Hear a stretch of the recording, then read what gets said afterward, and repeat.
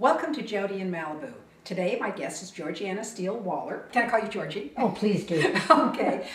Let's start out by telling me a bit about yourself, because I know you've had an interesting life. In London, show business parents, moved around wherever the work was, ended up in California in '54.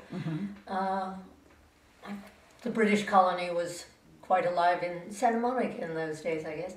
And my father played cricket with all the, Peter Lawford and Aubrey Smith and John Carradine and all of the British colony. Oh, the British colony. The film colony, yeah. And then at a very young age, I think you started modeling. Yeah, I was about 13. I had a godmother who worked in the fashion business, and Fran O'Brien, who was the other one? Nina Blanchard, and the Charles Stern Agency. I did commercials with them. And it segued into a dancing career from a fashion show for Carolyn Charles in London. And we ended up dancing on the runway, and I tried to get a job at the Whiskey Dancing in the Cage, which lasted a week because I was only 15. And rehearsed with Gazzari dancers. Dick Clark picked that show up for Where the Action Is. And I was an alternate and toured around on the different locations with them if they needed a dancer or stand-in dancer. And you also did some stand-in work for actors too, correct? Yeah, Mia Farrow in Peyton Place and a few others like that. So through that you met Gordon of Peter and Gordon. Yeah, Gordon Waller, yeah. Who was part of Peter and Gordon, which was a singing he was group. right here on Where the Action Is, and we met then in '66. So you met him and then you married him, right? Well, I didn't marry him for another 33 years. 33 years you were friends. So I have a lot of things. You have a lot of things. A lot of things of my own life. Uh-huh. And went our separate ways until I went back to England in 1969 and saw each other again. We both had our own lives and went our separate ways.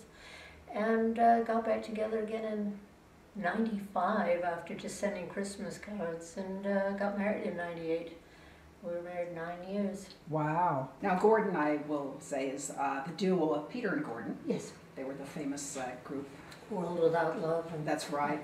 Yes, I have them all. All the records. I'm sure you'd be glad to hear that. And so you met him, and then was it like instant? He fancied me, and I was, 16, so we kept in touch. And I went back, as I said, when I was 19, and I did see him again, but he was involved with someone, and I got involved in my own life. I had worked at Monterey Pop instead of going to graduation, and went to a club one night in London and ran into a friend, Keith Moon, and ended up working at their studio in Battersea, Ramport,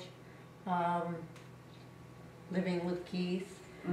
Oh, what was it like living with Keith Moon? Well, I'm alive.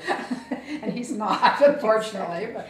Yeah, it was an interesting, in your 20s you can accept anything. I guess so. It was a wild time, and particularly with the English rock artists.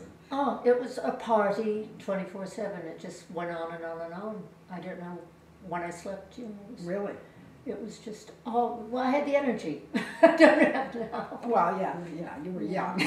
And all these landmark albums that people are now writing books about and things, and I was just there while they were being done, and I co-produced a few albums with John Alcock, Thin Lizzy, Johnny the Fox. Then we came out here and did Commander Cody and the Lost Planet Airmen, and went back again, it's all in the '70s. And then nothing until I moved back out here in '81. In '81? Yeah. And my aunt was ill, and I came to stay at her place. And what is it now? 2008? 2008. Yeah. And so, so tell me how you got involved with Gordon, how it ended up, I had started after 14 years of not going away because of my horse. I had to be with him. I started going back to visit my mother. She was getting on, and instead of her trips out here. And in '95 was the first year I went back, and Gordon phoned out of the blue. And he said, "When are you ever coming back?" And I didn't think I would. And then my mother said, "We're getting old, why don't you, come by?" So I went there. He picked me up at the airport, drove all the way from Cornwall. and hung around.